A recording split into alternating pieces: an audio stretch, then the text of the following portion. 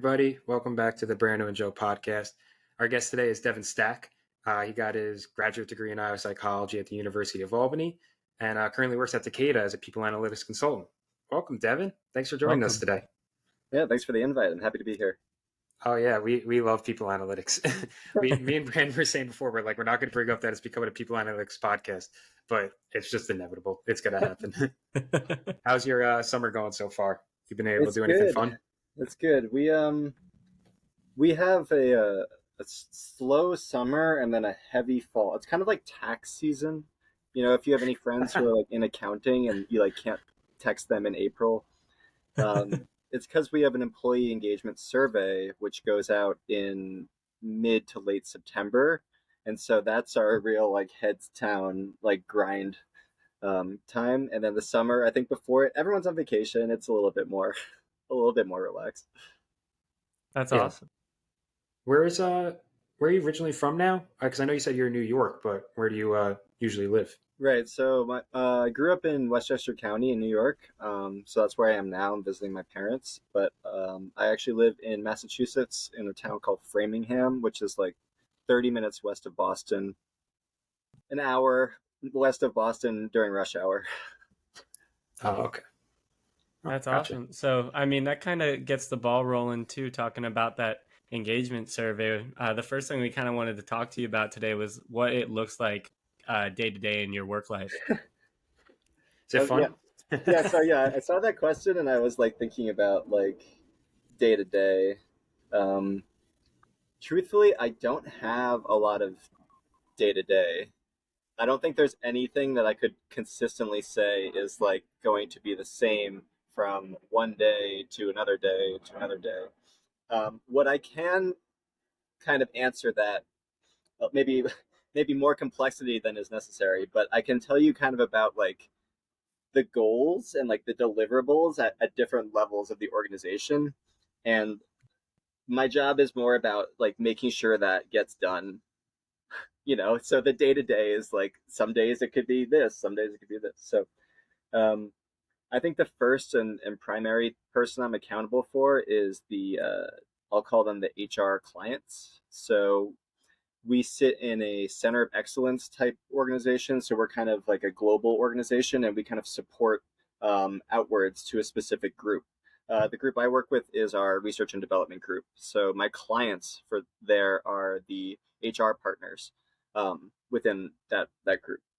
So a lot of we'll call it the day to day is actually kind of just honestly just answering questions, helping people interpret things, maybe some light analysis, some light visualization, and really consulting on action planning.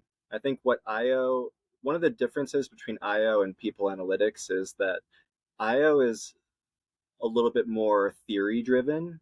And I think that's something that is kind of unique about this way of getting into people analytics is in terms of action planning, right? We can actually use theory to guide action planning, like that goes a little bit beyond what you would normally get from the data.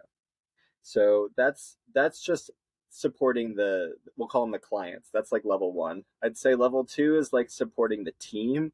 And in that sense, a big part of the role or my role is program coordination. So, you know, in the grand scheme of a survey, I would say only like 25 to 30% of it is like crunching the numbers of the results. A big piece of it is just making sure people open their email and like communications and making sure leaders are on board and making sure that this person talked to this person. So there is like a program coordination element to any people analytics role. There's very few where you're going to be able to just sit and run regressions in R 24/7. I don't know if anyone's doing that for 100% of their role. My last level of accountability is towards like the org. So I'd say that's going to be like strategic goals. So when we're thinking about what are the big strategic projects of the organization and how does people analytics fit in, this is kind of where I find my piece. So an example of this is around KPIs. So key performance indicators, this is how a lot of organizations will kind of keep themselves on track. We have 4 different categories. One is like patients, planet, people, and something else. But people is obviously the one that I'm like kind of involved in. So when people are setting their KPIs, setting the strategic direction for their organization, they say, we want to be better at DEI. I'm like, well, great. That's one thing. I would jump in to kind of help them measure that. So what does it mean to be better at DE&I? And now all of a sudden that's a conversation that's going to involve, okay, what metrics are we tracking? How do we measure growth? What does good look like? What are other organizations doing? And that's where it's more of a complicated conversation. So yeah, I guess if I had to say like the breakdown for those, it would be like 30% dealing with my clients, 40% program coordination, just logistics, operations, and then another 30% back on those strategic goals. Oh, okay. I feel like in that first part of the answer, I heard a lot of like coordination, words like planning. You're currently a senior manager, right? Right. So yeah, that's a it's a leveling. It's really around the job leveling. So job architecture and leveling is very complicated. My role is as an expert individual contributor. So I don't have a team underneath me. I'm brought in as an expert to kind of make sure that a certain type of problem gets solved. So senior manager might come across as like I have a department of 40, which is not the case. I'm very grateful for that. It's something that it's just more of a job leveling piece. Can I ask, is that tough? Because I feel like I know there's a whole bunch of other students in internships, Right. and sometimes I look at like these like senior level positions, and I'm like, I know one day hopefully I could do that, but I don't know if I could do that right now. And to not have maybe like a big support system, is it like, do you find yourself at certain times where you're like, I kind of need to ask someone, but I don't have a team behind me? I think, yeah, that's a great question. I think that it's at a certain point, like no project is start to end like done by yourself, right? So what I've found is, despite the fact I don't have a team underneath me, I do have a network within Takeda. It's a very large company. And you find that you need to kind of give and receive help in really random places sometimes. So I've kind of come to rely on that network for little pieces of things.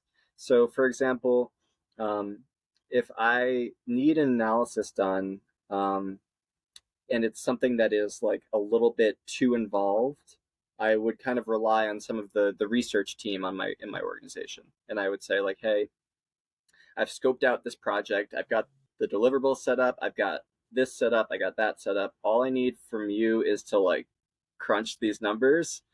And hopefully if I've done my job correctly, I've kind of set them up for success. They can kind of accomplish this one individual task. And then and then I can kind of compile everything and put it together. So I think there's little pieces that you need to really rely on your network for. Yeah. Whenever like we get somebody on the show and we get to talk to them about their careers, I'm always interested in this answer. So I wanted to ask you, like, we look at when we look through your LinkedIn, we get to see all the different careers you've had. And we see like you kind of have this track that led you to this point. Mm-hmm. Do you think that when you were going and you were starting your degree, that this was kind of like the end result or like the path that you kind of wanted to carve out? Or did it kind of just come to fruition as you were going through everything? Yeah, no, that's a great question. I can share a little bit about how I kind of got here. It's a little roundabout, and then I will, yeah, I'll get there. So I actually started a big piece of my career was in a field called outdoor education, which is basically what we would do is the company I was working for would take students on outdoor recreation trips for like a week or two at a time, in like backpacking and like kayak expeditions and like that kind of stuff. What During those trips, a lot of what we were doing was trying to instill like leadership practices or team building type stuff. And then that's kind of how I got into IO Psych was like, oh, I want to like learn more about how to do team building. And turns out IO Psych is not about team building, which I didn't know until semester 2 or 3 of my program. There's a lot of other stuff that kind of goes into this. When people analytics kind of came along, I'll be honest, it wasn't my first choice. And what happened was there was basically, you graduate and you don't have something lined up, and it's like, okay, I sent out like 80 applications. I think I got maybe 12 interviews, so whatever that ratio is. And then from those interviews, that boiled down to 2 offers. One of them was a learning and development offer, and then the other one was a people analytics offer. And at that time where I was not really like considering the 5-10 year plan here. I was really just comparing like these 2 offers, and that offer happened to be like the better offer. And that kind of set me down people analytics. Now, like, yeah, so I know that's not like, I haven't been like, I wasn't doing this since I was 12 or anything like that. But I think that's kind of how like careers kind of play out for a lot of people. It's like, could have gone either way, just happened to be like a slightly better offer on this side.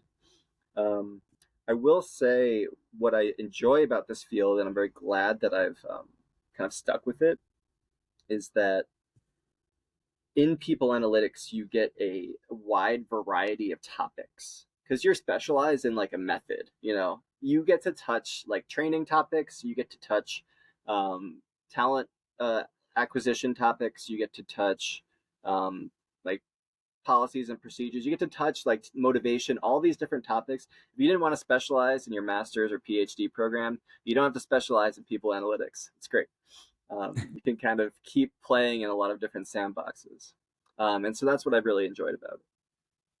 It's a very normal IO answer. It's kind of comforting here. I really don't think anybody in IO, maybe like 5% of people, knew they wanted to do it from like high school. Right.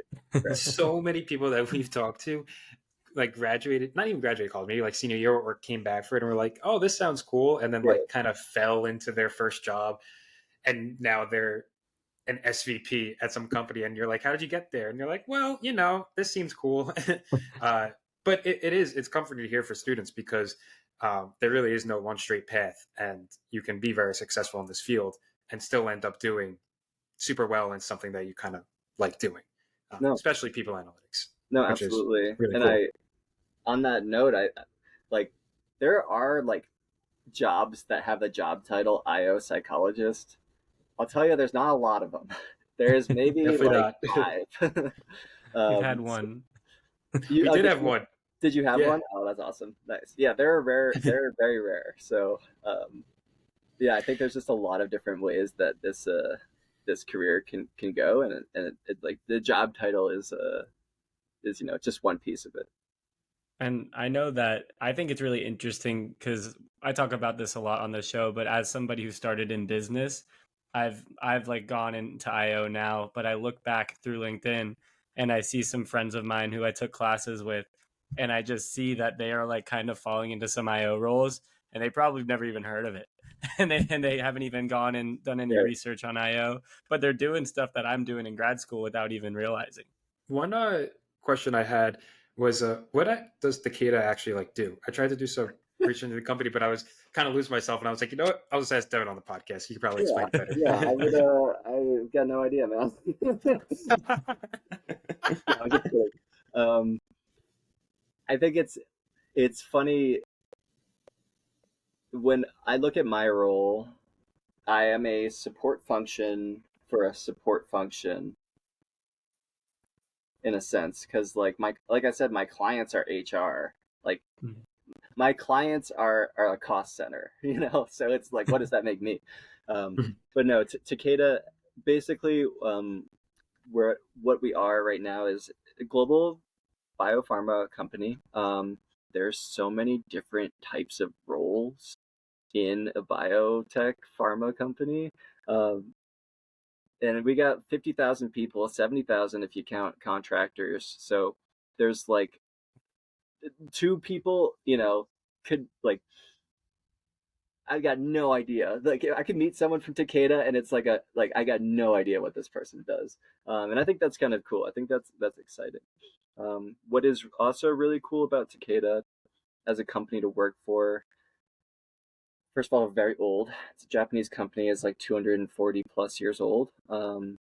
And what I've noticed here is that there is a very strong patient center, we'll call it patient centrism. Like everything that we do, all the decisions that our company makes, we try and tie that back to how is this going to help a patient somewhere. So whether, it's sometimes really hard in HR or in another corporate function to see like, how did this decision, help someone get a dengue virus in Indonesia? Like it's hard to see that connection, honestly. And so a big part of our role is making sure that when we do make a business decision, it's tied directly to something that's tied directly to something that's tied to a patient. So much so that, even during like our employee surveys, that's one of the questions we ask. Like, I understand how my work impacts patients, and that's something that we take very seriously, and we try and cultivate that within our organization. That almost is like it kind of creates a culture like for you guys around the organization, because it's almost altruistic in itself and what you guys are doing and helping other people like from bottom all the way to top. Right. Very, very, very mission driven, purpose led. I know there's lots of CEO buzzwords for it, but I have kind of found them to be true from what I know from my limited exposure. It's really cool hearing about like the type of work that Takeda is doing, and to kind of hear the role that you have and in the effect that it can have on the entire organization, like because you work with so many different people. But not just that, I wanted to highlight a point that you made about like how big the company is and how you could meet somebody and not know what they're doing. I feel like that's really cool, but it also gives you such an interesting network of people that you can rely on, because now you're talking to somebody who's in a completely different department doing something completely different, and you're gaining knowledge on it. And I feel like that's the great thing about IO, is we can kind of touch a lot of different fields. So when you go and you're meeting these people, it's almost like connecting IO to another field. So it's really awesome to hear about, and seeing that you're doing that work. So as graduate IO students, when we're trying to look at maybe entering a career in people analytics, what would you say is the best way for us to like enter and break through that career? Wow. So yeah, there's a there's a lot to that question. Specifically from your IO program, one very actionable practical tip I can say is take multivariate if they offer it. And I say that for a couple of different reasons. First of all, not all people analytics people are stats people. I'll say that again. Not all people analytics people are stats people. A big chunk of people analytics is like data architecture, data engineering, visualization. There's all sorts of different pieces to this puzzle, and stats is one of those pieces, but I do think it's somewhere that IOs might have a little bit more training and a little bit more exposure than people coming in from some of these other angles. So as a differentiator, I would say that's something that you can play to. In terms of other IO skills that have really kind of transferred, I've found that, and this is going to kind of almost go counter to what I just said. When you're going into the field of people analytics, you kind of need to think about like what are those different paths within the field. So for example, I mentioned my role is like as a consultant. There's other roles that are like pure research, and then there are other roles that are like data enablement. Some might be employee listening, which is like surveys. It's impossible to be good at all of these things. And I think that's something that I had to really learn for myself the hard way, because I want to be this like theory application person, and I want to do all the math. And so I kind of came to this point where, like, first of all, the math was destroying me. Second of all, it was just like it's not practical to be that unicorn, like, because what happens is people think they're the unicorn. They think they're the Mhm. chosen one who can do like all of it really well. And turns out they're not doing any of it really well. So I think when you're thinking about where you want to sit in a people analytics org or a people analytics company, like trying to find your niche. Like you don't need to be able to code like massive mega long things to like consult on people analytics project. Um, so there's lots of different like paths, and I think a lot of people get turned off because they're like, oh, I don't want to, like, I don't think I have the analytical chops. I guess what I'm saying is that there's other things you can do that don't require, you know, that much coding or that much analysis that can still contribute to a people analytics practice. What is the main bulk of your analysis? Is it, do you have to use like a lot of Python or R? Can you just run linear regression in Excel, or is there like a specific software that you guys use? Yeah. So yeah, I kind of hinted at this earlier, but we have a consulting team, we have a research team, we have a data enablement team. I literally said it just, and then we also have kind of like an employee listening team. So the model of our work is basically the data comes from like Workday, or it comes from employee listening surveys or whatever. Um, it gets analyzed by our research team, and then from our consulting team, it would kind of go out into the universe, and we would be the ones who would help with the action planning, meet with present on it, meet with senior stakeholders, all that stuff.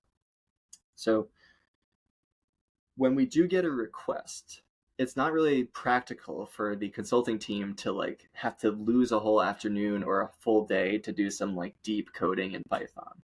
Um, so what we would do is we would actually try and scope out the project really effectively, and then we would pass it to the research team. So really the limit for where my team would stop, and this might surprise you, is actually past correlation. So if it's more work than a correlation, I would say like, not that I don't have time for it, but like I wouldn't necessarily like deal with it. I would say like, let's pass this to the research team, someone who can do some dedicated heads down to think about this.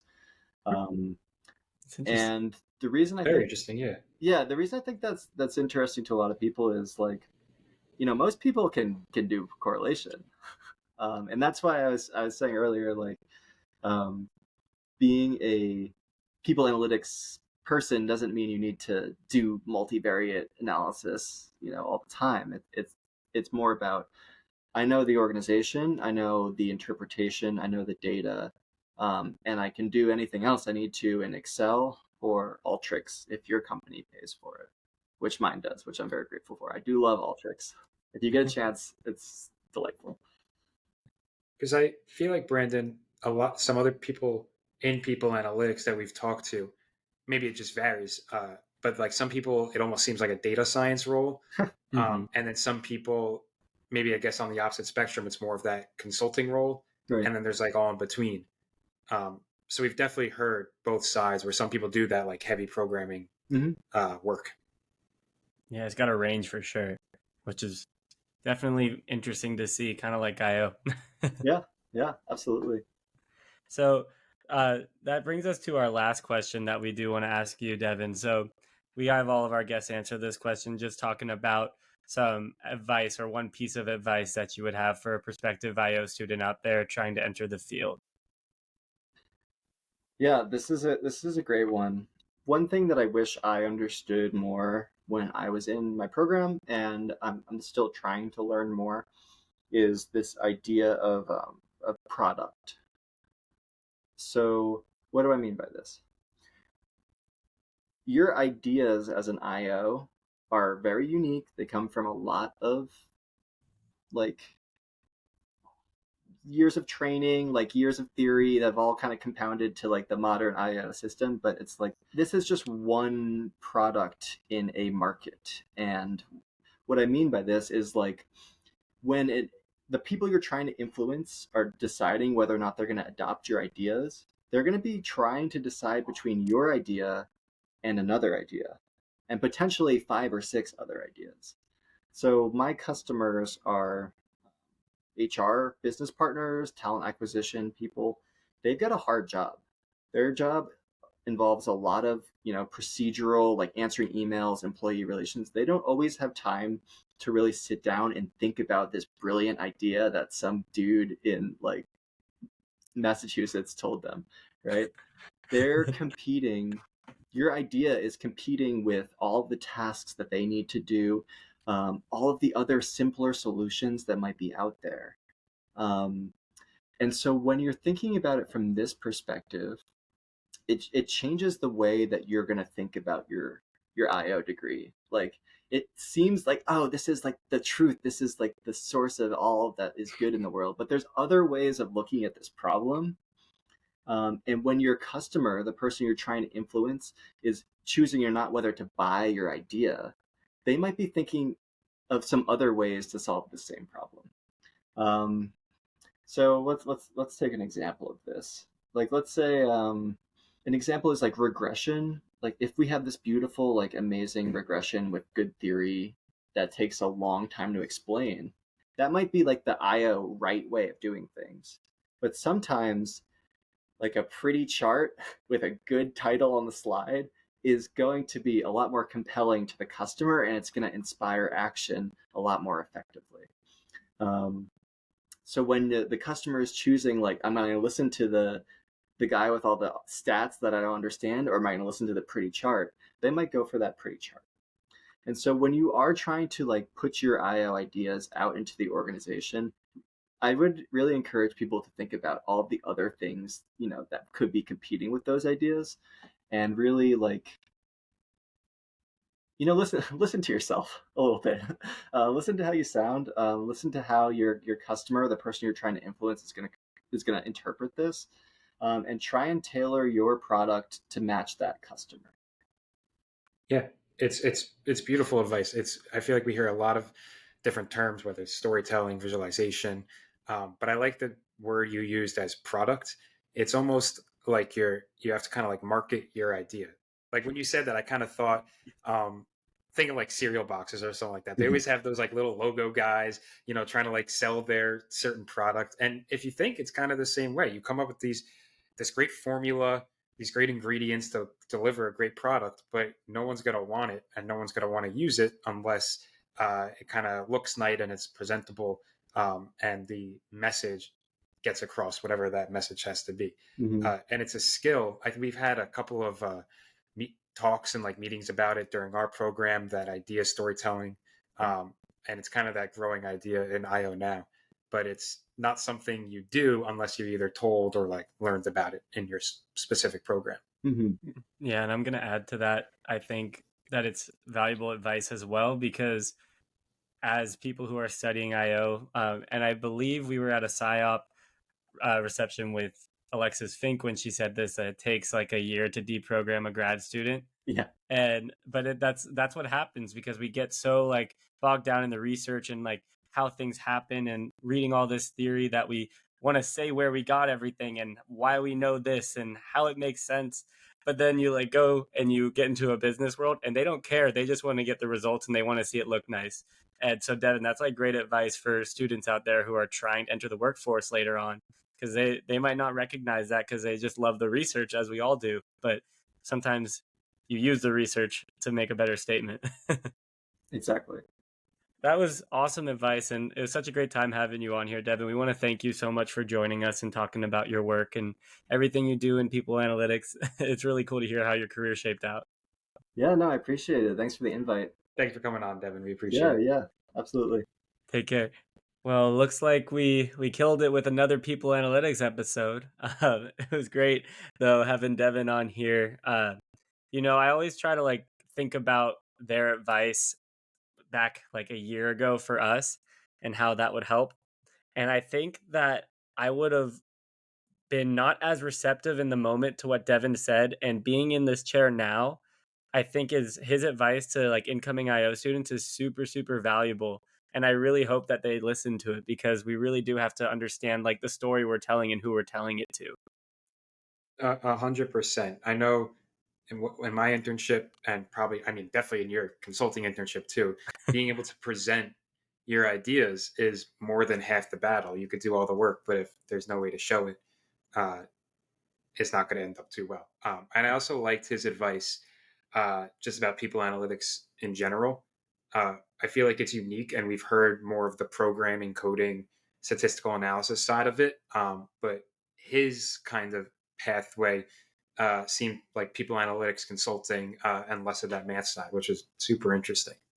Yeah, it was interesting to hear how like he can do this type of work where he's working with people and he's not even doing statistical analysis to like such a crazy degree, because you and I, Joe, were both trying to like understand what we wanted to do in people analytics if we wanted to do something in it, and we were trying to dive so deep, and it's good to know that we might not need to if we just find the right path for ourselves. Yeah, I feel like having that broad based knowledge of being able to do some of the stats in Excel and some basic stuff in Python is definitely good for a beginning, because it sounds like he did that as well, Oh yeah, which is 100%. good to hear. But thank you everybody for listening. We hope you enjoyed it, and we'll see you next week. See you next week.